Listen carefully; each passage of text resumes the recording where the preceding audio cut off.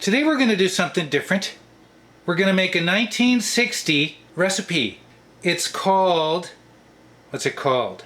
Oh, what's it called? Today we're going to make a 1960 recipe for Underwood's Deviled Ham called Criss-Cross Pizzas. I'll only be making half the batch and save the rest of the spreading for maybe tomorrow if they turn out good. Includes 2 tablespoons of minced onion, 8 ounces of tomato sauce, half a teaspoon of oregano, 2 tablespoons of grated Paresan cheese. The recipe says 4.5 ounces of Underwood Deviled Ham. This is 4.25, so we're pretty close. And cheese strips that you lay on top. So let's make some Criss-Cross pizzas.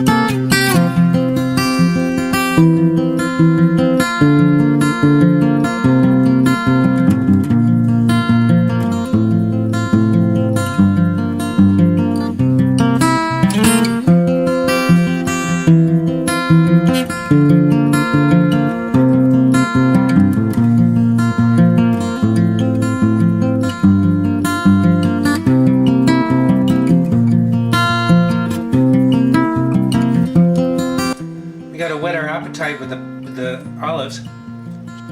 It's kind of weird, right, to have them in the picture. You ready, Freddy? Here we go.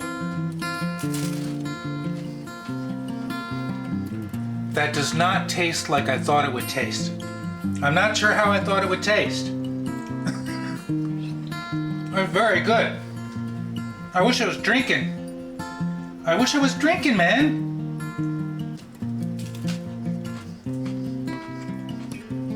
Wow. I can't pinpoint it. I mean, it's not reminding me of anything. The flavor is not overpowering. It's not too salty. I can taste the tomato. I can taste the crunchy bits of the onion. All I can say is, thanks for watching.